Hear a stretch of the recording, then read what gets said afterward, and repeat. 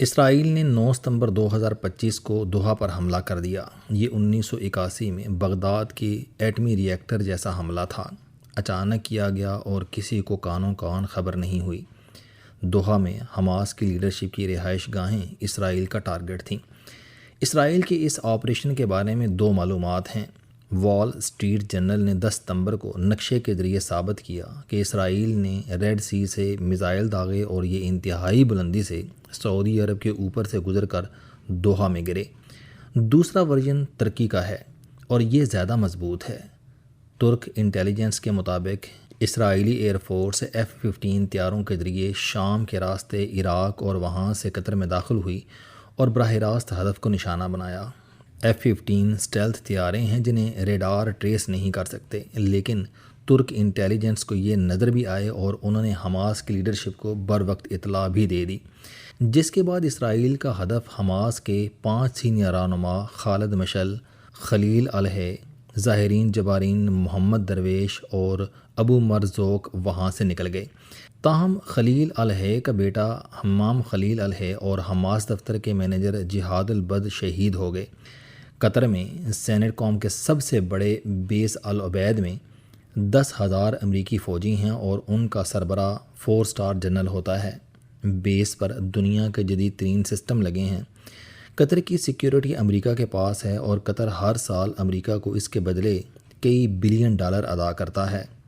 قطری حکومت نے امریکہ کی ہدایت پر دوحہ میں حماس سے دفتر بنوایا تھا اور یہ امریکہ کی خواہش پر حماس لیڈرشپ سے مذاکرات کر رہی تھی، لیکن پھر اسرائیل نے اچانک حماس کے آفیشیل دفتر پر حملہ کر دیا، جس کے بعد بے شمار سوال پیدا ہو گئے۔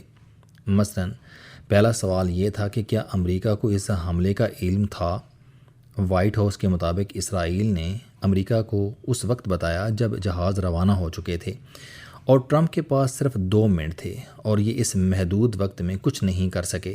دوسرا سوال، کیا اسرائیل نے دوحہ میں امریکہ کے تمام آلات جیم کر دیے تھے؟ اگر نہیں تو پھر امریکہ کو اس حملے کا علم تھا، اور اس سے یہ ثابت ہوتا ہے کہ امریکہ عربوں کا اتحادی ہونے کے باوجود عربوں کی حفاظت نہیں کرنا چاہتا، اور اسے جب بھی عرب اور اسرائیلی میں سے کسی ایک کا انتخاب کرنا پڑا تو اس کا ووٹ اسرائیل کے حق میں ہوگا، اور عرب بلا وجہ اپنا سرمایہ ضائع کر رہے ہیں۔ اور اس کے برعکس اگر امریکہ کو علم نہیں تھا تو اس کا مطلب ہے کہ اسرائیل کی نظر میں امریکہ کی کوئی اہمیت نہیں، اور یہ امریکہ کے کسی بھی دوست کو کسی بھی وقت ٹارگٹ بنا سکتا ہے، اور امریکہ اس کا کچھ نہیں بگاڑ سکتا۔ یہ صورتحال پہلی سے کہیں زیادہ خطرناک اور الارمنگ ہے، اور اگر بالفرض محال اسرائیل نے امریکہ کی ٹیکنالوجی بھی جیم کر دی تھی اور امریکی سیٹلائٹ اور ریڈار اپنے ہی بنائے ہوئے F-15 طیاروں کو فضا میں ٹریس نہیں کر سکے، تو پھر یہ امریکہ سمیت پوری دنیا کے لیے تشویشناک ہے۔ پھر اسرائیل ٹیکنالوجی میں امریکہ کا باپ ہے اور اب اسے کوئی نہیں روک سکتا۔ یہاں یہ سوال بھی پیدا ہوتا ہے کہ اگر اسرائیل نے سعودی عرب کے اوپر سے قطر پر حملہ کیا اور اسے بھی امریکی آلات ٹریس نہیں کر سکے، تو پھر کوئی عرب ملک اسرائیل سے محفوظ نہیں، حتیٰ کہ امریکہ بھی ان کی حفاظت نہیں کر سکتا۔ یہاں یہ بات بھی بہت اہم ہے کہ امریکہ کو آج عربوں کی ضرورت نہیں رہی۔ امریکہ 2000 تک تیل کا دنیا کا سب سے بڑا خریدار تھا، لیکن پھر شیل ٹیکنالوجی آئی اور امریکہ دنیا میں تیل کا سب سے بڑا ذخیرہ بن گیا۔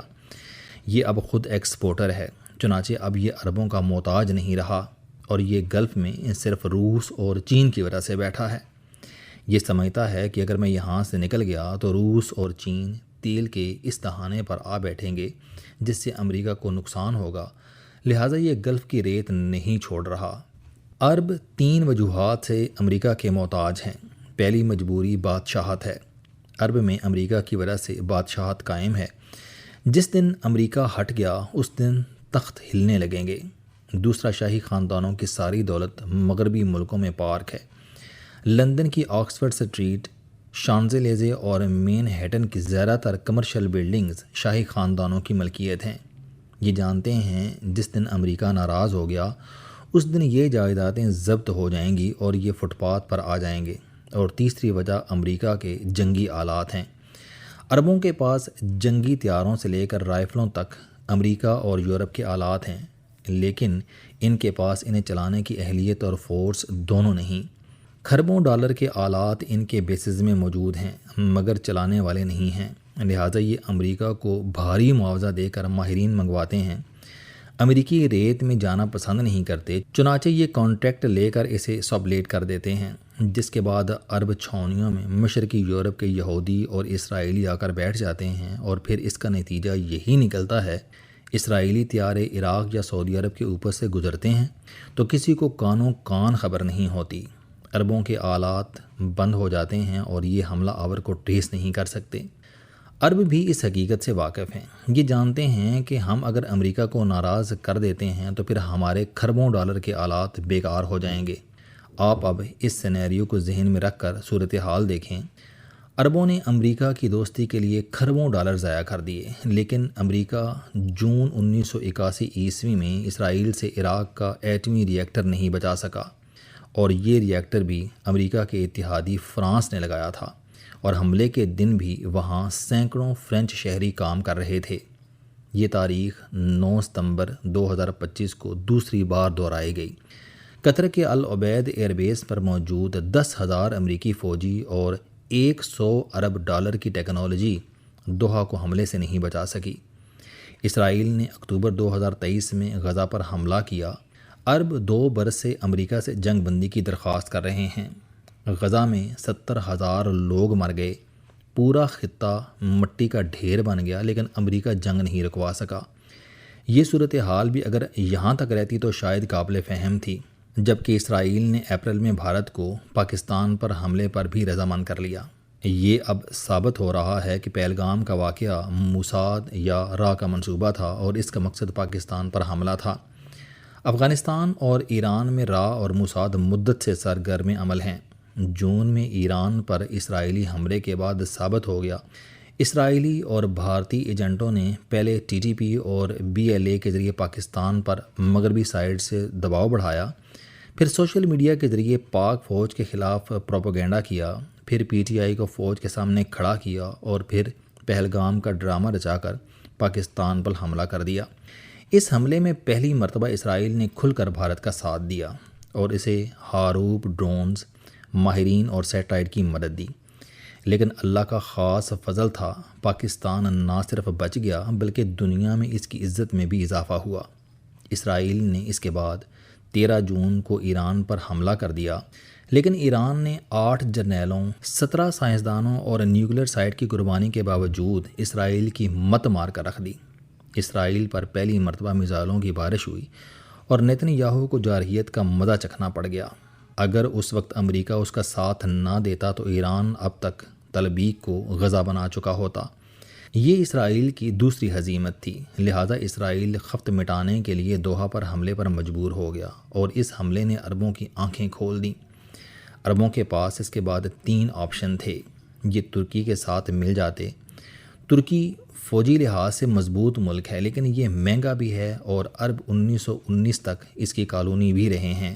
عرب 500 سال تک عثمانی سلطنت کے باج گزار رہے ہیں، اور انہوں نے لڑ کر ترکی سے آزادی حاصل کی، لہٰذا سعودی عرب ترکی کے ساتھ نہیں بیٹھ سکتا تھا۔ ایران کی فوج اور میزائل سسٹم تگڑا بھی ہے، لیکن یہ جدید ٹیکنالوجی میں بھی مار کھاتا ہے۔ دوسرا، سعودی عرب اور ایران میں نظریاتی اختلاف بھی ہے۔ عرب رسول اللہ صلی اللہ علیہ وسلم کے وصال کے بعد 632 عیسوی سے ایران کے مخالف ہیں، چنانچہ یہ اسے اپنی سیکیورٹی نہیں دے سکتے۔ پیچھے رہ گیا پاکستان تو یہ سعودی عرب کو سوٹ کرتا ہے۔ کیوں؟ 4 وجوہات ہیں۔ یہ دنیا کی واحد اسلامی نیوکلیر پاور ہے۔ دوم، فوج بے انتہا تگڑی، پروفیشنل، نڈر اور مستقل ہے۔ کسی بھی دور میں سیاستدان اس پر اثر انداز نہیں ہو سکے، حتیٰ کہ ذوالفقار علی بھٹو جیسا عالمی لیڈر بھی فوج کو قابو نہیں کر سکا۔ سوم، ہم سعودی عرب کو سستے پڑتے ہیں۔ سعودی عرب کی حفاظت ہمارے ایمان کا حصہ ہے، اور ہم یہ خدمت مفت بھی کرنے کے لیے تیار ہو جاتے ہیں۔ اور آخری وجہ، اسرائیل صرف پاکستان سے ڈرتا ہے، چنانچہ سعودی عرب نے 17 ستمبر کو پاکستان کے ساتھ دفاعی معاہدہ کر لیا۔ اور آپ اس معاہدے کا پہلا کمال دیکھ لیجئے کہ اسرائیل غزہ میں جنگ بندی پر رضامند ہو گیا۔ اب سوال یہ ہے کہ کیا پاکستان اسرائیل کو تسلیم کر رہا ہے؟ یہ میں اگلے کالم میں عرض کروں گا۔